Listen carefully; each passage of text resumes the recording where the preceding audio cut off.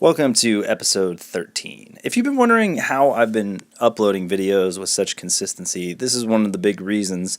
While we've been in Israel, we rented a little device that lets you make a 3G signal turn into a Wi-Fi signal for up to 5 devices. And we rented it from Utopia Rentals, which is supposedly a really good camera rental production support house in Israel.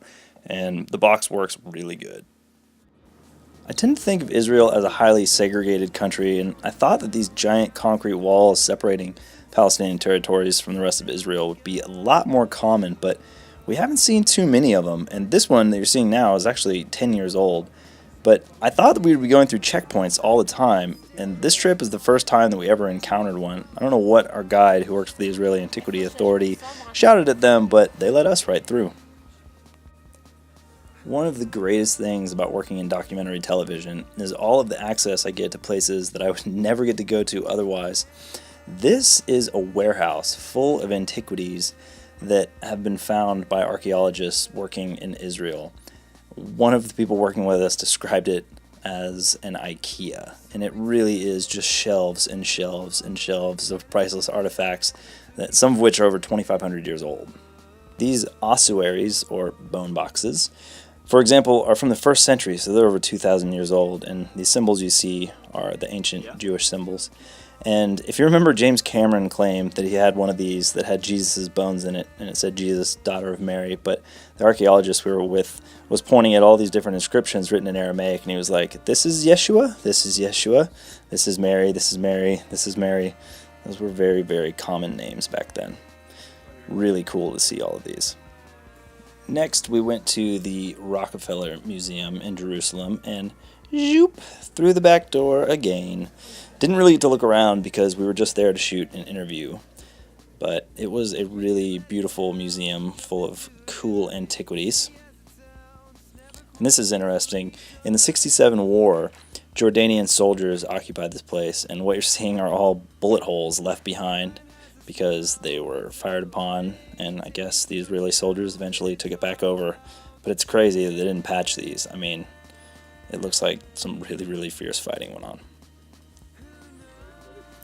When we left, there was another really beautiful sunset, and I barely got any of it. I wish that I would have shot an interview with our driver, Nadir, because he was a really cool guy. I've gotten to that all too familiar place. It's time to do my laundry in the bathtub.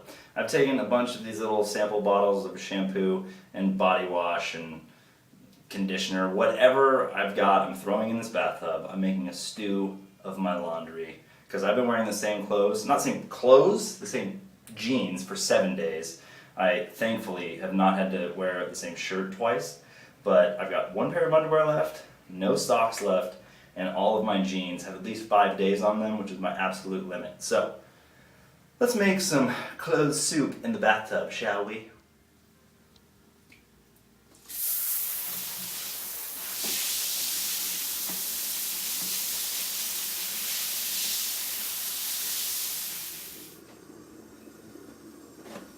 Pretty gross that the water turned this color after putting my laundry in there, but I guess that's why we wash our clothes. We're on a really pretty street in Jerusalem, and we're headed to Thanksgiving dinner at a bar called Mike's Place, owned by a guy who's from Philly but lives here in Jerusalem. You gotta record this scene. It's Thanksgiving in Israel and there's football on the TV. And Jägermeister shots. It's just like Mom used to make. After Thanksgiving dinner, hilariously, it was a Cowboys and Indians party, and I didn't even wear my pearl snap shirt. Our waitress, however, was dressed as Pocahontas. How cute. The dinner was surprisingly good. Turkey, stuffing, sweet potatoes, even canned cranberry sauce. Happy Thanksgiving.